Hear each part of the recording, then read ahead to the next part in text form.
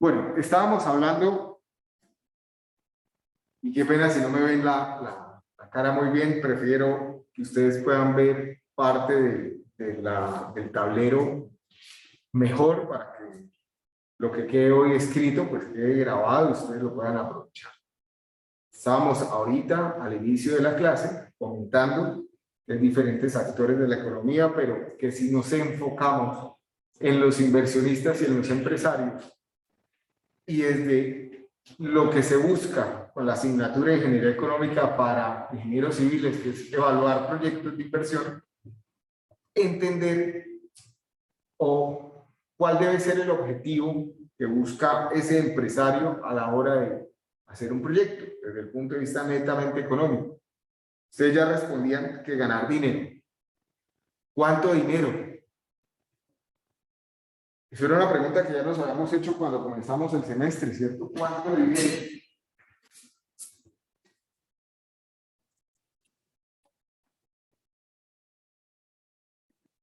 ¿Qué opinas?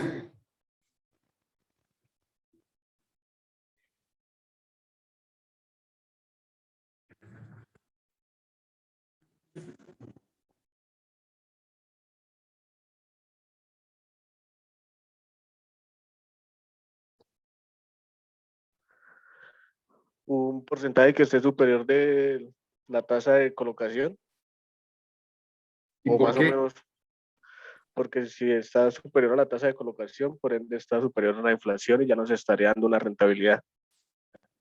¿Y por qué superior a la de colocación? Porque si vamos a invertir de la manera en la que usted escribe, eso va a implicar un riesgo. Entonces, si invertimos con un banco, vamos a tener una tasa un poco menor a la de colocación, pero no vamos a arriesgarnos tanto como la manera en la que se nos está describiendo. Entonces, debido al riesgo, considero que la, los intereses, las ganancias deben ser más elevadas. Entre más riesgo, pues creo yo, en mi opinión, que debe haber más rendimientos.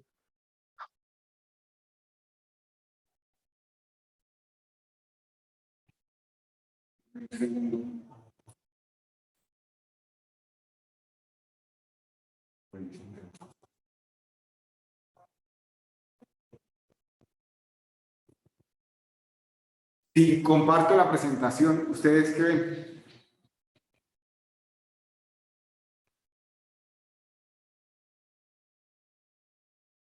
¿Ya siguen viendo el tablero y la presentación? ¿O cómo lo ven? En ambas cosas, profe.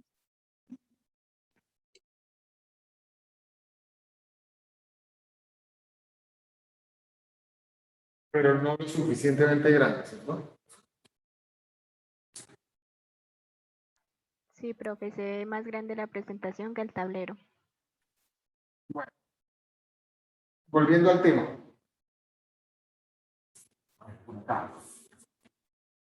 Si invertimos en un proyecto o si volvemos a hablar del tema de producción, que era algo que estábamos mencionando en la clase pasada, producción como tal, que es lo que finalmente quiere hacer un inversionista, es transformar unas materias primas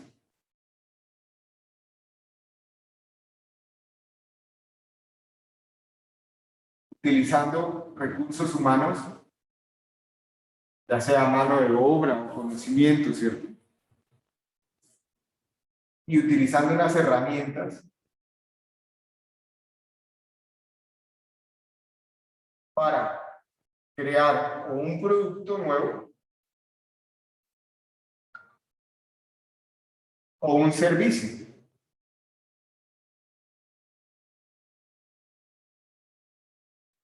Estos dos que puedo crear tienen una particularidad y es que atienden una necesidad, ¿cierto?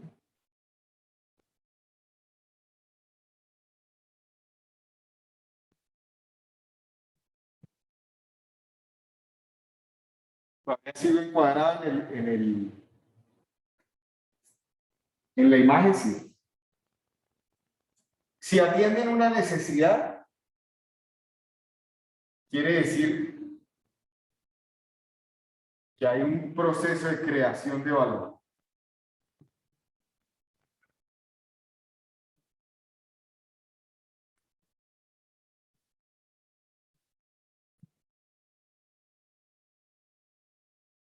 ¿Sí pueden leer lo que se escribió en el tablero? ¿Sí lo alcanzan a leer? De mi parte, sí, profe. Sí, profe. Bueno. Nuestros países en desarrollo necesitan más procesos de creación de valor, porque muchas de las empresas que hay en la actualidad en nuestros países no crean valor, no se crean productos y servicios nuevos, sino que traen productos y servicios de otros lados, o compramos algo que ya tiene ese proceso de creación de valor barato y lo vendemos un poco más caro. Digamos, como negocio puede ser factible, pero como un proceso de producción propiamente dicho, no se está cumpliendo de la mejor manera el objetivo, ¿cierto? Si yo, como inversionista, hago un proceso de creación de valor en donde creo un producto, creo un servicio que atiende una necesidad, pues lo más seguro es que voy a ganar dinero, ¿cierto? Que voy a generar valor o acumular valor. Voy a acumular valor. Es decir, ganar dinero. Pero para poder ganar dinero, primero tenía que haber invertido, ¿cierto? Y esa inversión que se requiere para hacer este proceso de producción, muchas veces, y a esta cantidad la llamamos capital, ¿cierto? Capital. El capital que está en nuestro negocio proviene o de deuda o de patrimonio.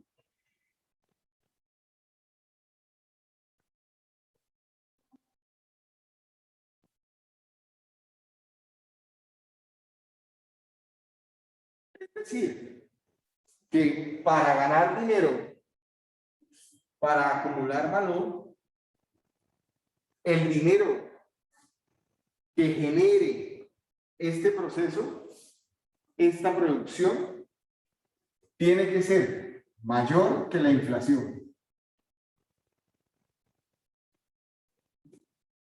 No hay duda de eso, ¿cierto? Tiene que ser mayor que las tasas de captación. ¿Alguien me recuerda qué es una tasa de captación?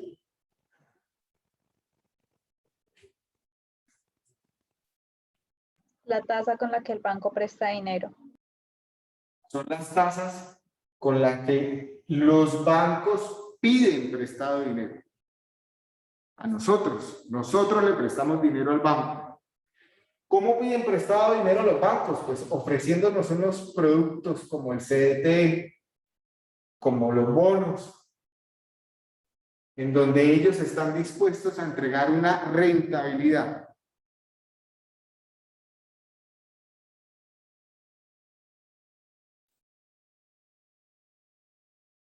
Perdón, voy para el lado que no era.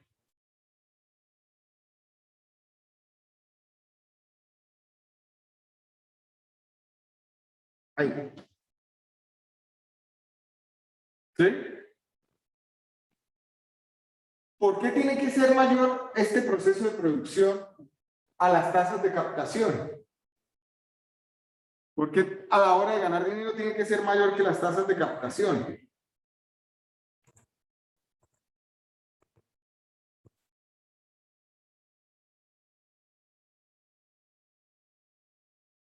¿Qué opinan?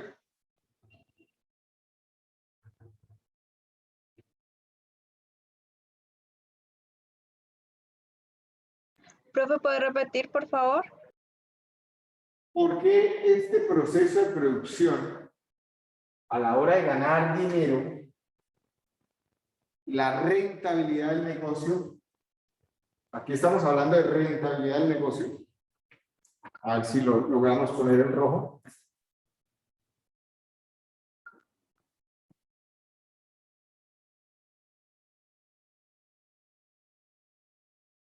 ¿Por qué la rentabilidad del negocio tiene que ser mayor que las tasas de captación?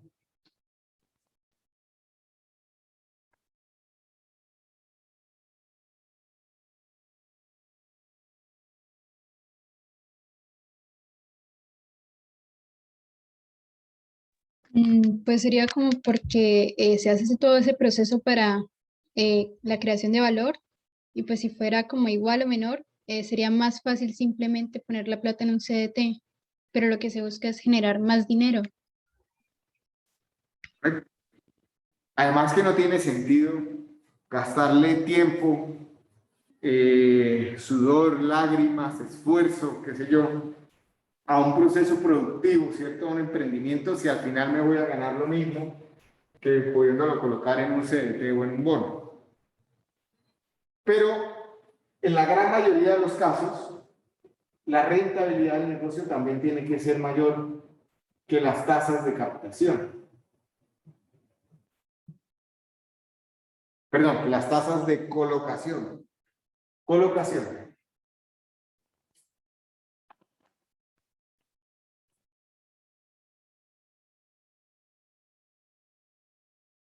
¿Qué son las tasas de colocación? Pues las tasas con las que los bancos prestan dinero. Las tasas que nos dan para los créditos, para las tarjetas de crédito.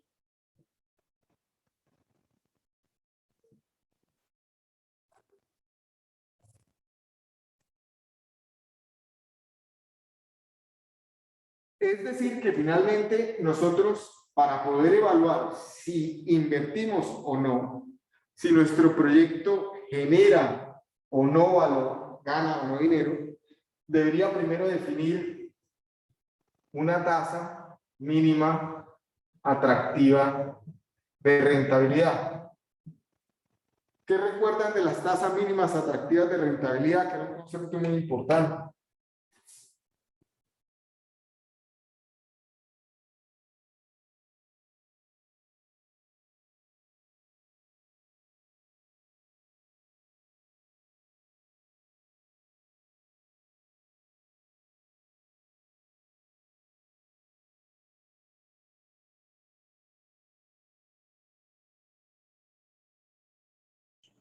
Es como un criterio para aceptar o rechazar una como una opción a inversión. ¿Sí? ¿Sí? ¿Qué más?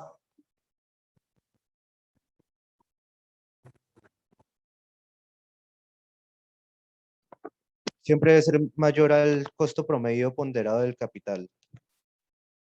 Tienen que ser mayor al costo promedio ponderado de capital. ¿Y qué es el costo promedio ponderado?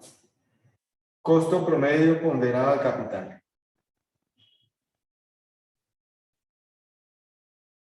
¿Qué es eso? Un capital que se obtiene por financiamiento de patrimonio o de deuda, si mal no estoy. O sea, esto. Dejamos de mencionar acá.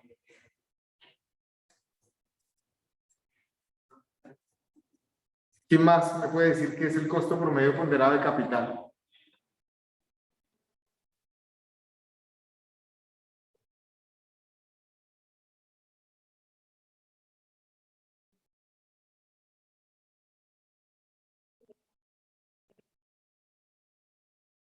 La tasa mínima atractiva de rentabilidad, pues es una tasa, es un criterio, ¿cierto? Que puedo tener yo como persona o que puede tener una empresa a la hora de hacer un negocio. Cada persona debería definir cuál es su tasa mínima atractiva de rentabilidad. Por lo tanto, no todos los negocios son atractivos para todo el mundo. ¿Sí?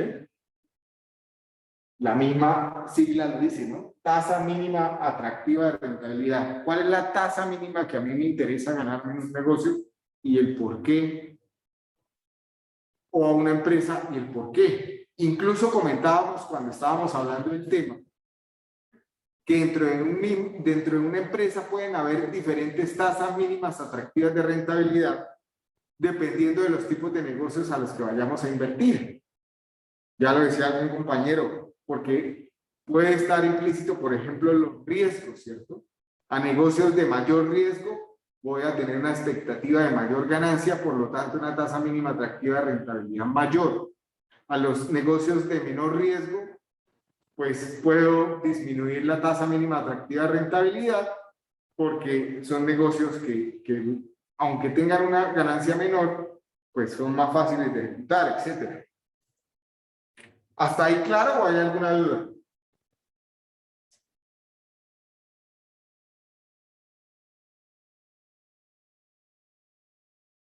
Ahora bien, el análisis de la tasa mínima atractiva de rentabilidad pues no nace únicamente de una palpitación o una corazonada o lo que a mí me gustaría o no percibir, sino que nace de un análisis aún mayor, que es el costo promedio ponderado de capital.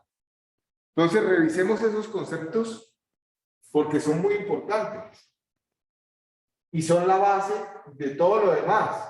O sea, hablar de interés, ya habrá muchas oportunidades, incluso en el desarrollo de la clase, de revisarlo. La próxima clase vamos a hacer los ejercicios de interés que ustedes quieren que revisemos. Pero esta es un repaso fundamental para que el día de mañana ustedes sean ingenieros de proyectos civiles exitosos y no se vayan a embarcar en un proyecto que suene muy bonito, pero que probablemente no tenga una rentabilidad, que es lo que finalmente ustedes tienen que buscar y atender.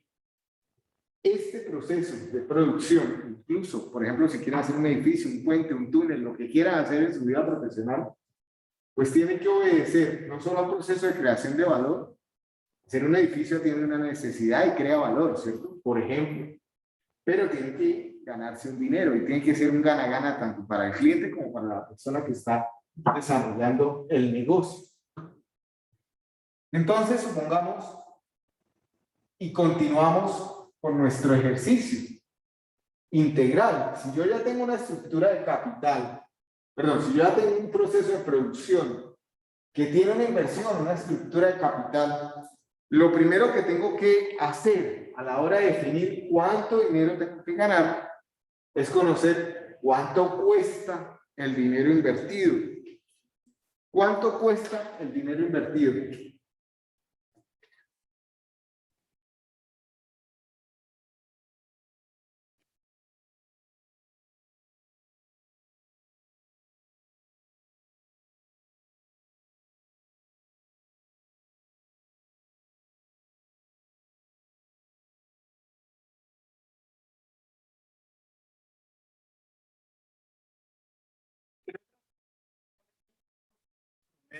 Ponderado de capital, o en inglés el WACC. Lo consiguen también en la bibliografía como WACC. Entonces, pongámosle cifras a este hipotético. Supongan que a ustedes les ofrecen un negocio.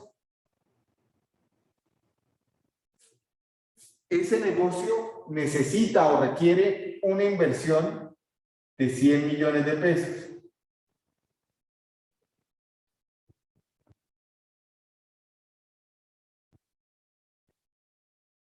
Esa es la inversión requerida.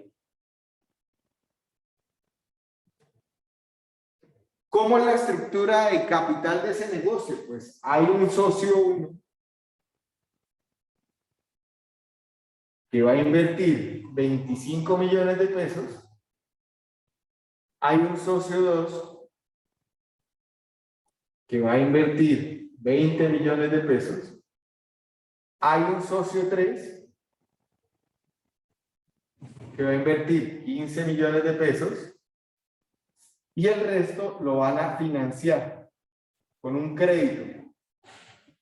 sea, se va a adquirir una deuda por 40 millones de pesos. ¿Dudas hasta acá?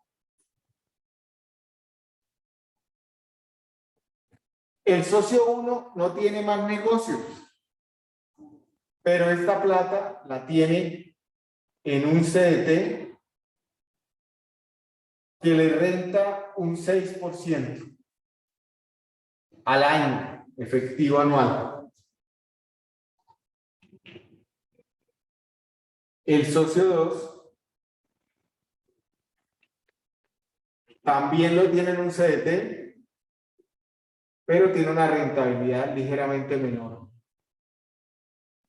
El socio 3 no tiene nada ahorrado, pero puede buscar un préstamo. El préstamo ya no sería de todo el negocio, sino solo el socio 3 al 12%, efectivo anual.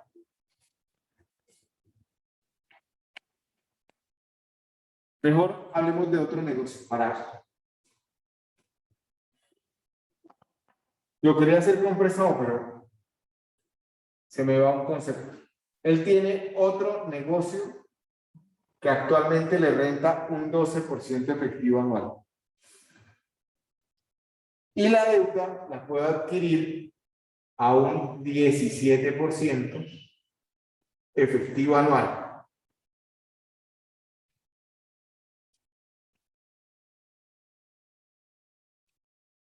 ¿Qué es para el socio 1 este 6%?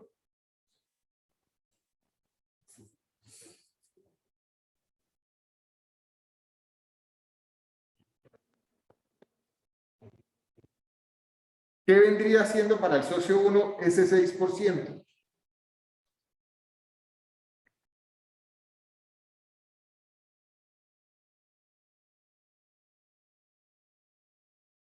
¿Qué opinan?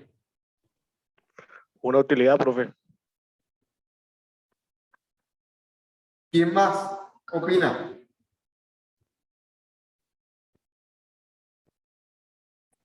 Lo que está generando con ese dinero que va a invertir. Lo que está generando actualmente, ¿cierto? O sea, él tiene 25 millones de pesos ahorrados en un CDT que le rentan un 6%. Si lo mete en el negocio,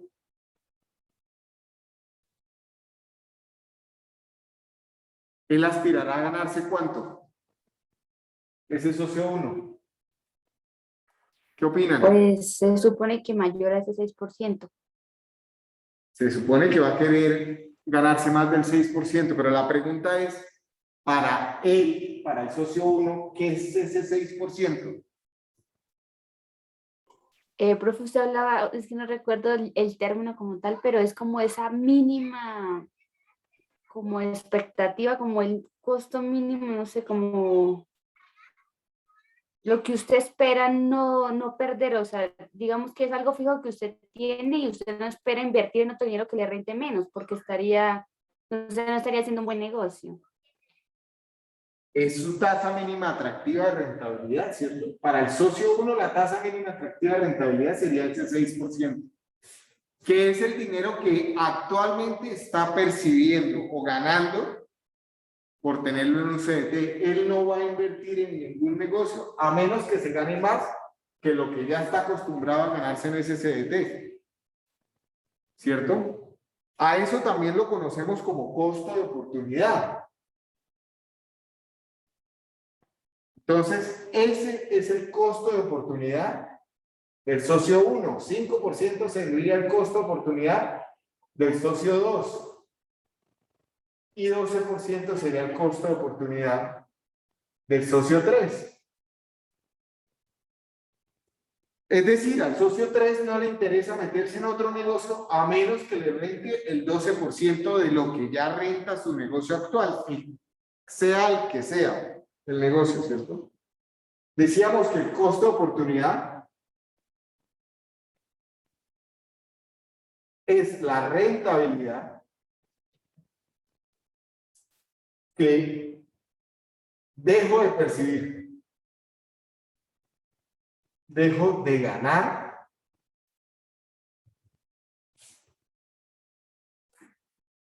por no tener el capital para invertir en un negocio.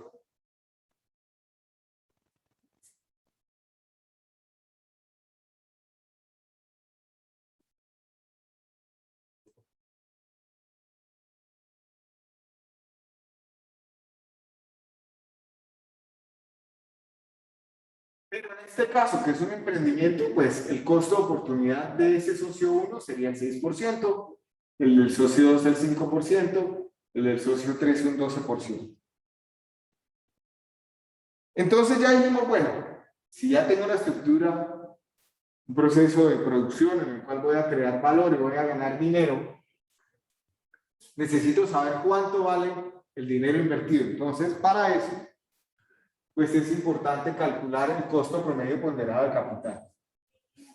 ¿Cómo calculan el costo promedio ponderado de capital?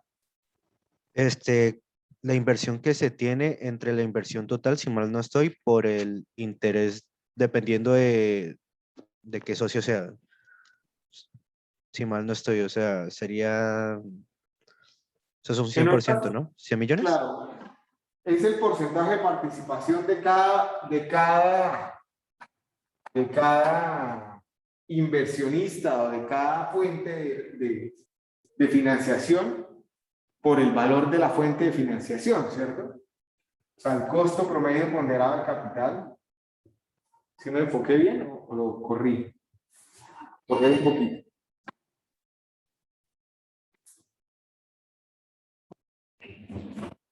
El costo promedio ponderado de capital va a ser los 25 millones de los 100 millones que requiere la inversión, que esa sería la participación del socio 1, por lo que cuesta el dinero del socio 1, por un 6%, más 20 millones sobre los 100 por un 5%, más 15 millones sobre 100 por un 12%, más la deuda, ¿cierto? 40 sobre 100 por el 17%.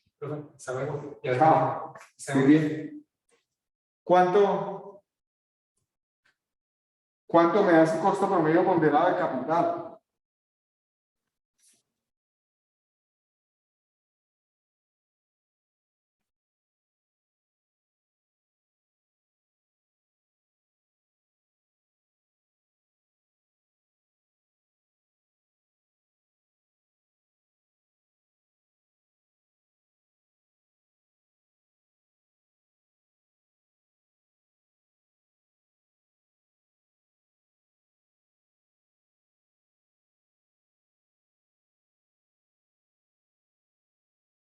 ¿Cuánto les da? 11.1%. Correcto, 11,1%.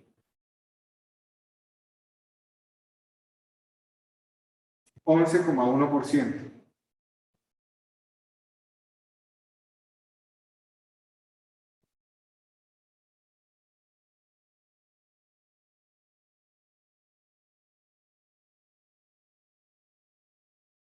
Entonces, ya puedo definir la tasa mínima atractiva de rentabilidad del negocio al que yo voy a entrar acá.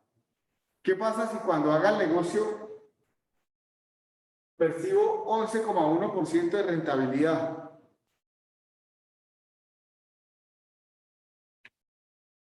¿Qué pasa en ese caso?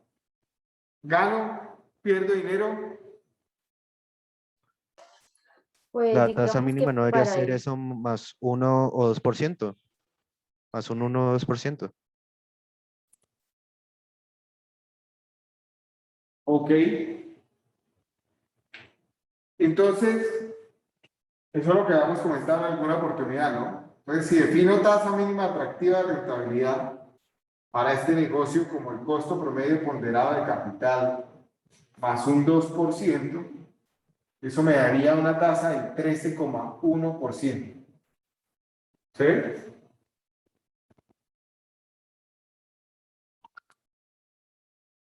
¿Será que si el negocio se ejecuta y se gana esa rentabilidad, todos se animan a hacer el negocio? No creo. ¿Por qué no? Digamos, en el caso de los dos primeros, yo creo que ellos sí, porque estarían casi a un doble de ganancias.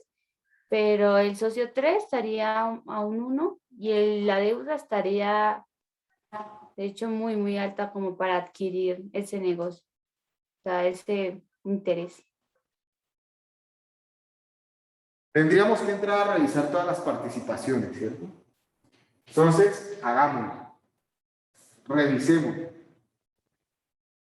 A ver, me queda espacio por acá para colocarlo. Voy a borrar acá.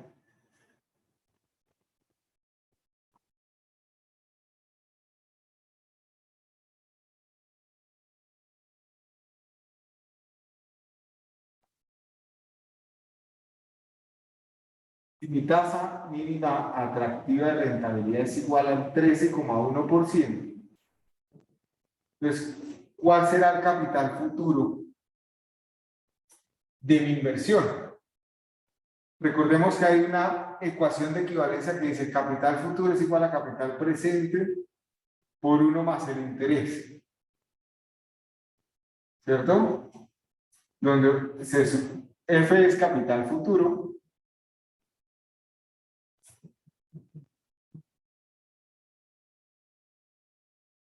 CP es capital presente.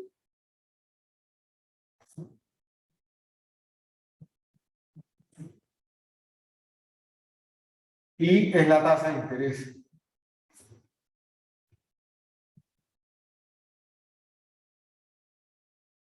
Efectiva para el periodo de análisis.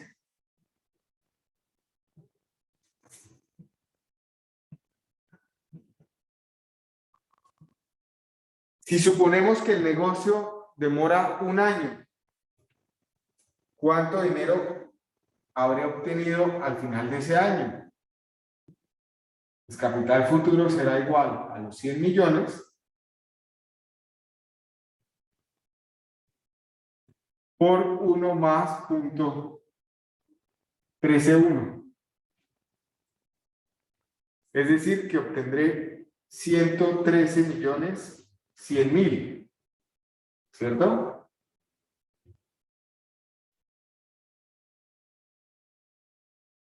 ¿Sí?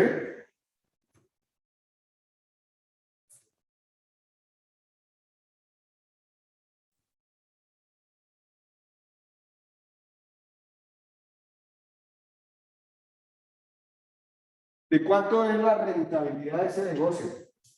La rentabilidad.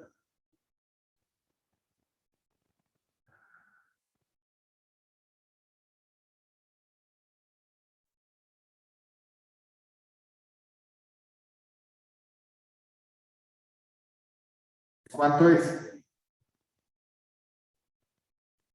¿Cómo calculamos rentabilidad?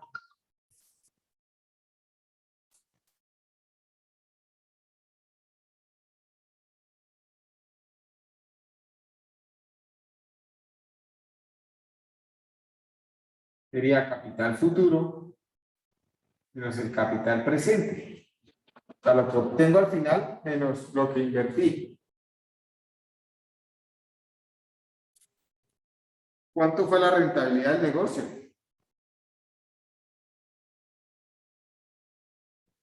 13 millones en mil. ¿Cuánto? 13 millones 100 mil. 13 millones 100 mil. Ok. Listo. Entonces lo voy a apuntar por acá.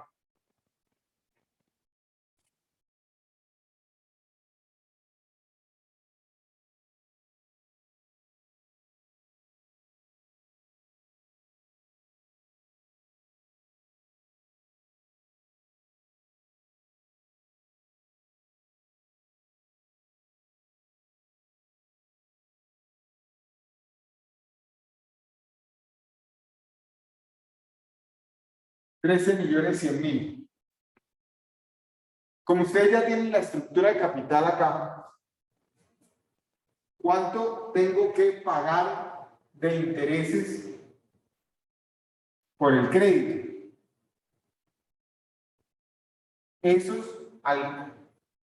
Si el negocio va bien o el negocio va mal, el crédito igual me toca asumirlo, ¿cierto? Me toca pagar los intereses. Si este crédito fuera un crédito tipo bullet, es decir, me prestan dinero hoy y todo lo voy a devolver hasta el final, tanto el capital más el interés, ¿cuánto interés genera la deuda?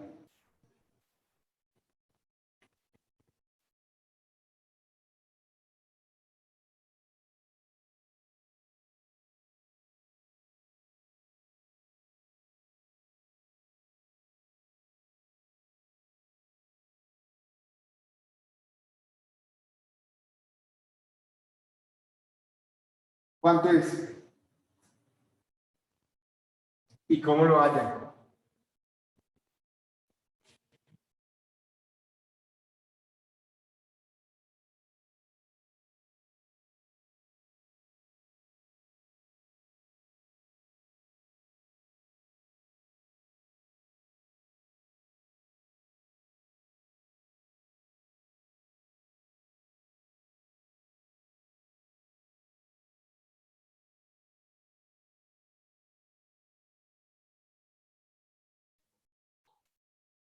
Da 6.800.000, profe.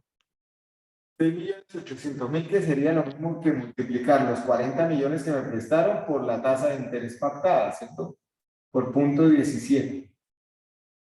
Me daría 6.800.000. ¿De acuerdo? Entonces, ¿cuál sería la rentabilidad neta? Lo que le queda realmente a los socios. 6.300.000. 6.300.000 serían 13.100.000 menos los 6.800.000, me da 6.300.000.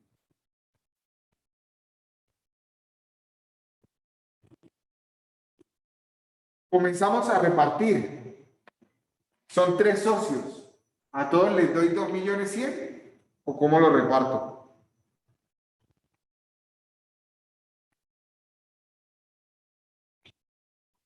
Según el porcentaje invertido. Según el porcentaje de participación, ¿cierto? Entonces, arranquemos por el socio 3, que es el más crítico. ¿Cuál es la participación del socio 3?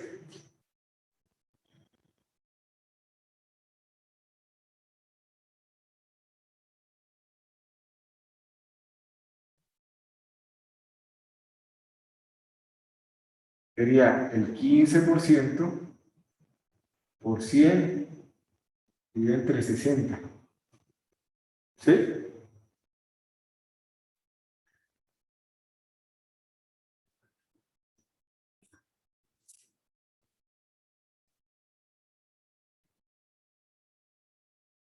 Una regla de 3. 25%. Un 25%. Es decir, que ¿cuánto le corresponde al socio 3? Entonces, ganancia, si se puede llamar ganancia, del socio 3, 1.575.000. que sería igual a los 6.300.000 por el 25%, ¿cierto? O por punto 25. Vamos a acostumbrarnos a colocarlo siempre en porcentaje. ¿Cuánto les dio? ¿Me lo repiten, por favor? ¿1 millón qué? 1.575.000. 575.000. ¿Él gana o no gana dinero? Está perdiendo, profe. ¿Por qué está perdiendo? Por no, es cierto que eso no es un... Ah, sí, está perdiendo dinero, porque tiene otro negocio que le rinde más. ¿Cuánto ganaría en el otro negocio? 1.800.000. 1.800.000. Al año, él gana en su otro negocio 1.800.000. ¿Le interesaría hacer el negocio o no? ¿El negocio nuevo que le están proponiendo le interesaría si renta No. un 13,1%? No. No. Si lo revisamos con el socio 1 o 2, probablemente sí.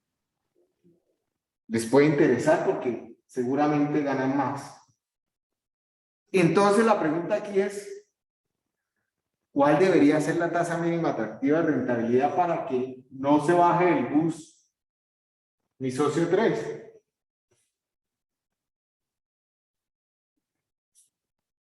¿Cómo lo hacemos?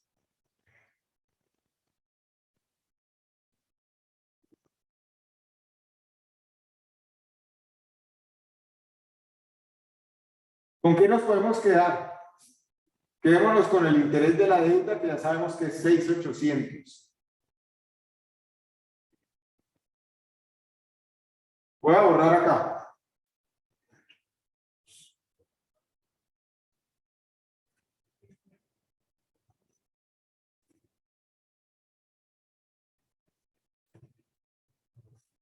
Y voy a borrar por acá.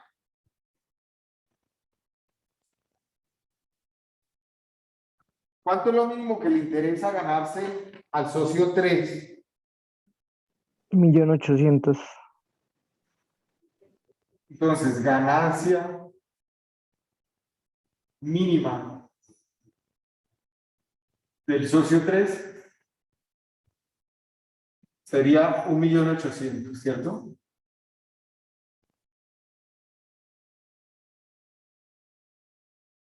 Y la participación del socio 3, ya dijimos que era un 25%.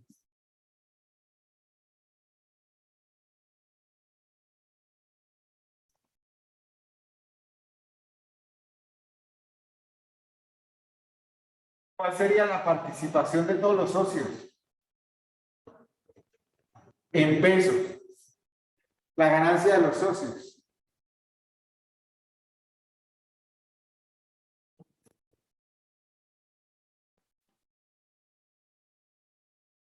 La ganancia mínima de todos los socios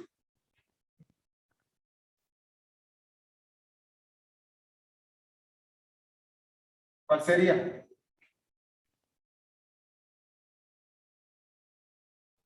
7.2 millones. Que sería 1.800.000 dividido entre el 25%, ¿cierto?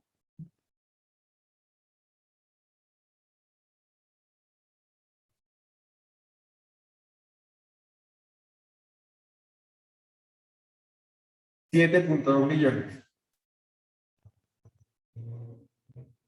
Es decir, que la ganancia del negocio, la ganancia mínima del negocio,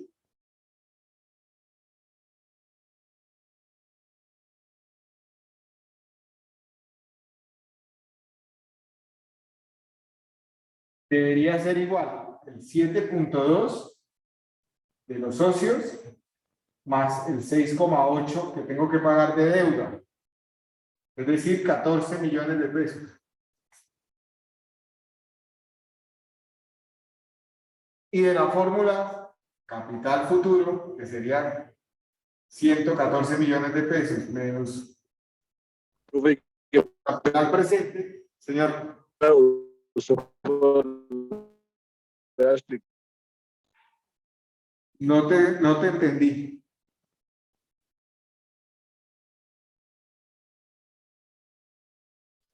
Me repite la Que igual pregunta. Cortó. que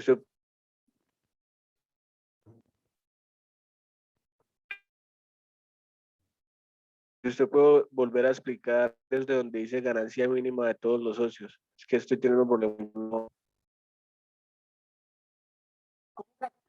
Mínima de todos los socios, pues lo que aspira a recibir el socio 1 sobre la participación del socio 1 me da la ganancia de todos. ¿Sí?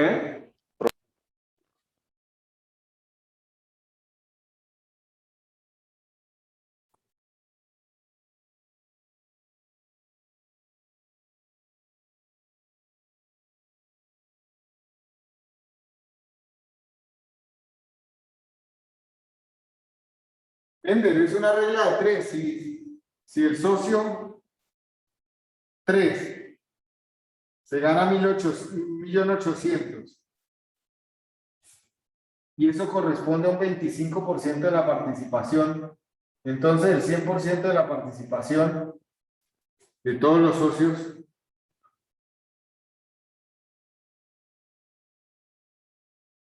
¿cuánto es?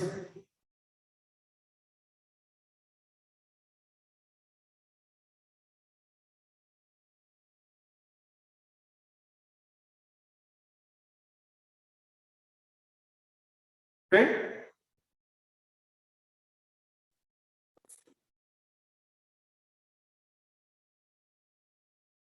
¿Esa es la pregunta?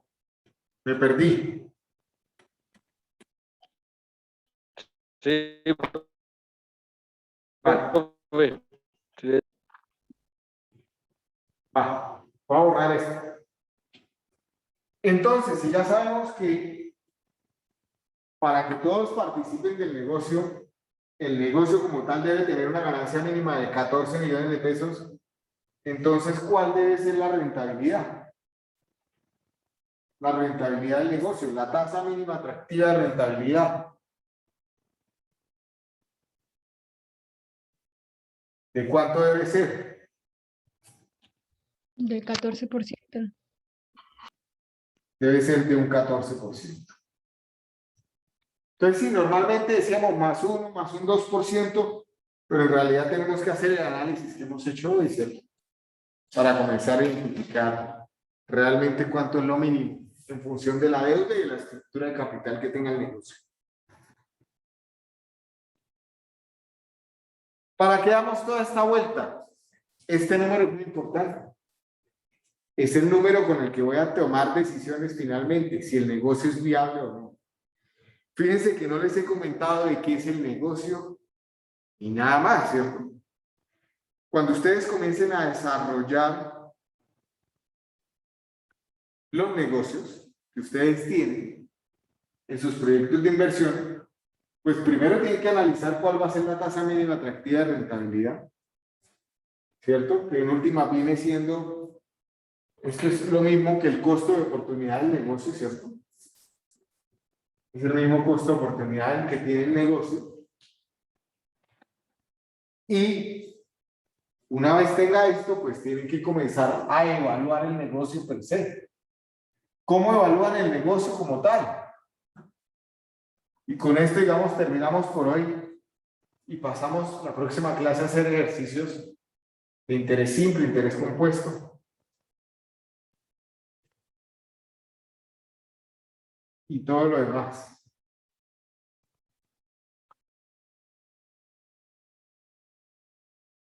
Entonces, una vez tengo definida la estructura de capital, el costo promedio ponderado de capital, mi tasa mínima atractiva de rentabilidad, pues tengo que comenzar a evaluar el negocio como tal. ¿Qué significa el negocio? Evaluar el negocio, pues, analizarlo en contexto. ¿Cuáles son mis ventas? ¿Cierto? Y en función de esas ventas que son ingresos al negocio, ¿cuáles son las inversiones? Entonces, si ese negocio que costaba 100 millones de pesos fuera, por ejemplo, una empresa de diseño estructural, ¿cuáles podrían ser esas posibles inversiones? Pues, computadores, software, escritorios, etcétera, etcétera. Todo lo que ustedes crean que es lo mínimo que deberían invertir para arrancar ese tipo de negocios.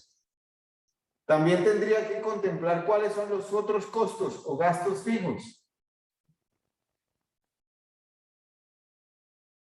Entonces, entre gastos fijos, pueden estar los arriendos, pueden estar los servicios públicos,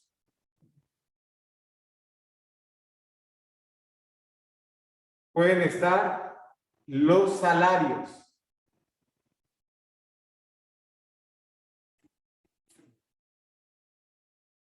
Y esto es muy importante porque si tenemos en cuenta que hay un rubro que son salarios y usted es el emprendedor que va a trabajar en su propia empresa, pues a la hora de estructurar el proyecto tiene que contemplar un salario para lo que usted va a desempeñar en la empresa.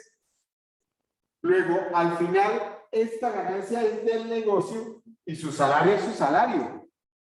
El día de mañana, si usted no quiere trabajar directamente en su negocio, pues va a tener una rentabilidad que es la que le genere este per se, pero podría comenzar a delegar, ¿cierto? Si no estructura sus negocios de esta manera, van a tener un problema en el futuro, porque van a volverse esclavos únicamente de la rentabilidad que tenga el negocio. Y alguien podría decir, no, pero ¿para qué va a hacer todo esto por 1.800.000, ¿cierto?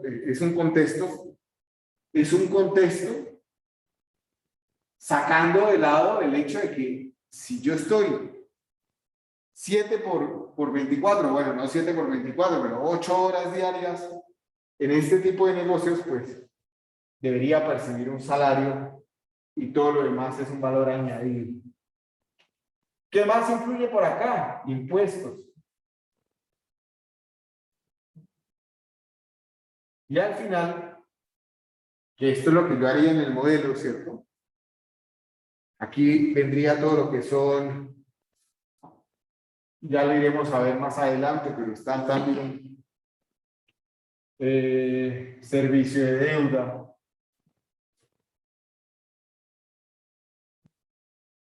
Servicios de deuda, están las amortizaciones.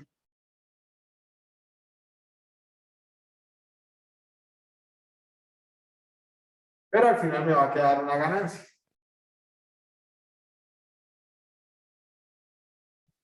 Y obviamente en estos modelos no se analiza un solo año, sino que se va a analizar todo el ciclo de vida de un proyecto, que ya lo veremos más adelante. Esta era la clase que yo tenía preparada para ustedes hoy.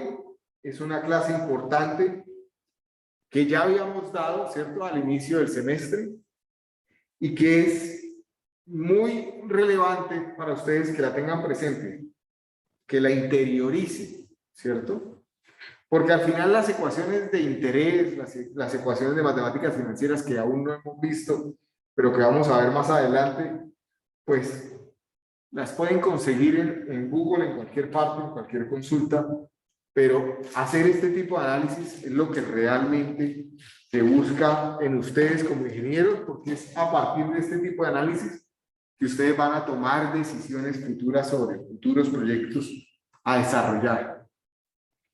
¿Dudas o inquietudes que tengan?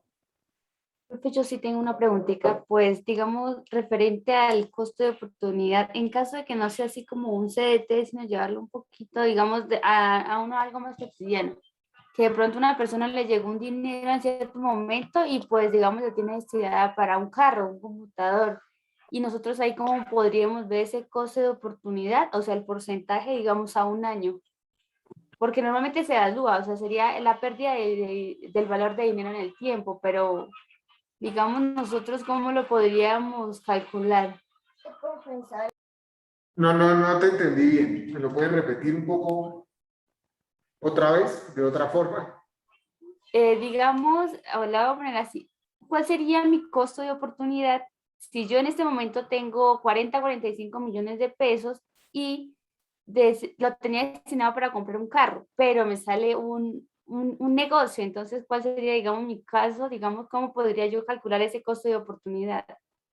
Porque obviamente sé que si no lo compro ahora, el carro en 5 años va a valer más y el dinero, Claro. pues no me va a alcanzar el dinero para comprar el mismo carro en un año. Ok. Entonces, si actúas netamente como un consumidor que quiere adquirir un carro, el costo de oportunidad vendría siendo la inflación, ¿cierto? Que es el valor que va a tener el dinero en el tiempo, ¿sí? Pero no tiene mucho sentido aplicarle ese costo de oportunidad de qué puedes hacer con esa plata, comprarte un carro, porque al fin y al cabo el carro va a ser un costo, ¿cierto? Un gasto, ¿sí? Tú compras el carro y en el momento en que sale el concesionario ya perdió valor, ¿sí? Y en un futuro te va a demandar una serie de mantenimientos, de gastos y va además a tener una devaluación, ¿cierto? En el mismo proceso de usarlo va a tener una depreciación y por eso va a perder valor. Cosa muy diferente si tú vas a comprar ese carro para ponerlo a trabajar, ¿cierto? Si vas a comprar ese carro para ponerlo a trabajar, el costo de oportunidad es la rentabilidad que comenzarías a percibir por el trabajo de ese vehículo, por lo que está trabajando ese vehículo, ¿sí? Y si no es el caso, pues deberías comenzar a sopesar qué más podrías hacer con ese dinero. O sea, tienes la posibilidad de comprar algo, consumir directamente, tienes la posibilidad de ahorrarlo, que serían las tasas de captación, CDTs o bonos, o tienes la posibilidad de invertirlo. Y en ese caso, pues, tu mejor costo de oportunidad vendría siendo la tasa de captación, porque volvemos al tema, en el consumo solo tendría en cuenta la inflación, que es lo que dejaría de ganar o lo que dejaría la capacidad de consumo que comienza a perder ese dinero per se, dejándolo quieto, sin usar. ¿Sí? ¿Contesta la pregunta o no? Sí, profe, muchas gracias. Ya como que quedó claro. Gracias. Aunque ayudó un poco, bueno. Listo. ¿Alguien tiene alguna otra duda que quiera aclarar? Profe, ¿será que me puede hacer un favor? Es que no sé, no veo bien en mi celular los ítems que hay en inversiones y gastos fijos. ¿Me los podría dictar?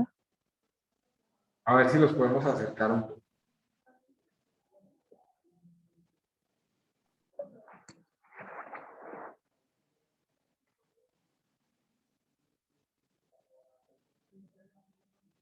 Ya no quiso trabajar.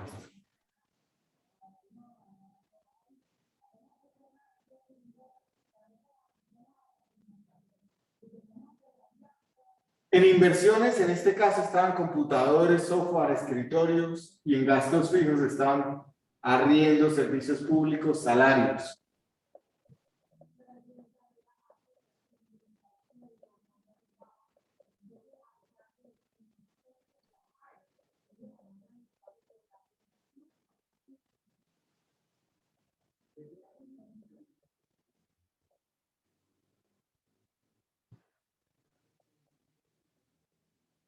Listo, profe. Bueno, ¿alguien más tiene alguna duda?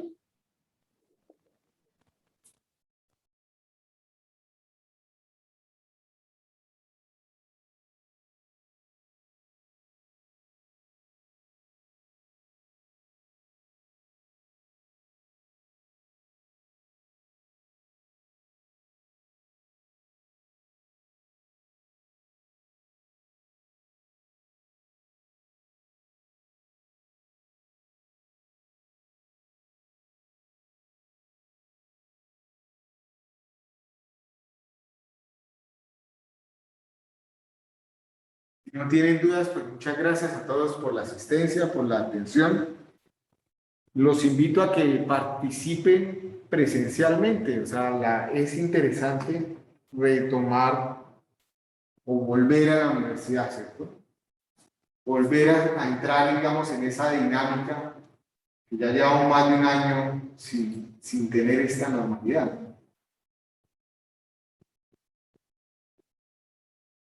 Gracias a todos. Bueno, Hasta profe, luego, muchas profe. gracias. Hasta luego. Gracias. Muchas gracias, profe. Profe, muchísimas gracias. Hasta Hasta luego. luego, Hasta luego, profe. profe. Hasta Hasta luego. que estén luego, muy- profe. Gracias. A ustedes, que estén muy bien.